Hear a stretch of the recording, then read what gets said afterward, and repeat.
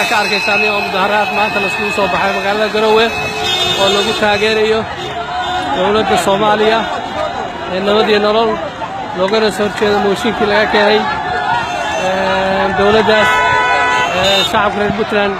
waxay ku midaysan yihiin dhammaantood oo muujinayaan taageero dowladda Soomaaliya aad baan u soo dhaweynaynaa waxaan ku faraxsanahay guul ummadda Soomaaliyeed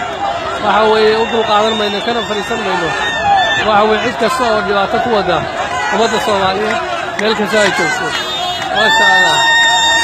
ka warayata yaa taageersata farmaajo waxa weeye faa'iido taageero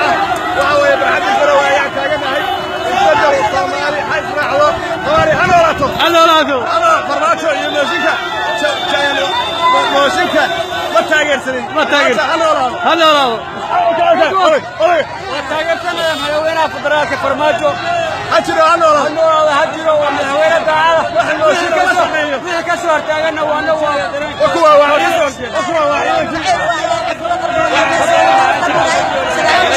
booliska Soomaaliyeed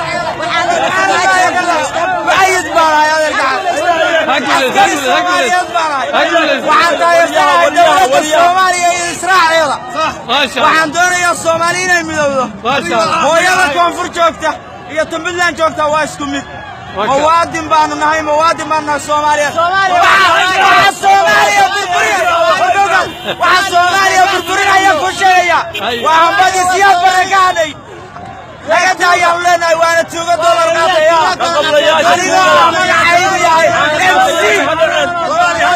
wariyaha la sii daayo wariyaasha la sii daayo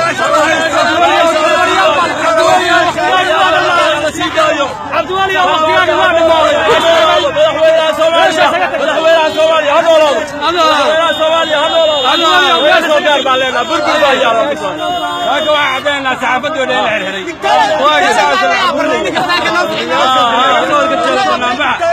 dareenkooda ay muujinayaan Soomaalnimo dhaba muujinayaan